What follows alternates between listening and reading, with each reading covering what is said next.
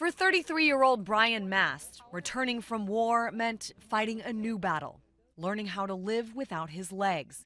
He lost them to an IED in Afghanistan back in 2010. It happened in a flash, just as quick as you turn on the lights in your home, that's as quick as it happened. He spent about 18 months at Walter Reed, but once he retired from the military, he opted not to get care through the VA health system, even though he's entitled to it. The VA facility that I go to, there's basically 1 day a month to go and get prosthetic care. For somebody that works, to have to go on a Thursday, 1 day a month, and that's the only day that you can get there, that's a very inconvenient thing to do. His story is like so many others, and the reason Congressman Andy Harris wants to give veterans a new option. Harris, a Navy veteran and medical doctor, is pushing for legislation to create a medical voucher system for service members. They should be able to go out and take the money that the VA system would have spent on them and go out and buy private insurance. And I'm convinced that the vast majority would be able to get a very good policy for the same amount of money. A central question now is how much these isolated instances represent the VA as a whole.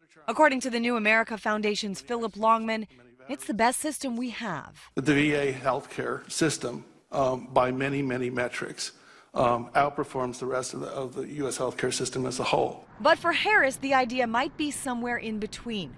Start with newer veterans and then go to those with the most serious medical needs to give them a choice. The average cost per veteran, for instance, Priority 1 veterans, is almost $12,000.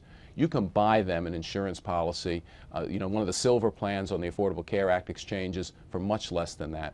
For Staff Sergeant Mast, ideas are a good start, but he hopes change will happen as soon as possible. To think that on Memorial Day, I'm going to have to remember veterans that were lost to us because they didn't receive care, because they were put on some false waiting list at a Veterans Affairs facility. That's the most dishonorable thing that I can think about. I'm Christine Frizzell reporting.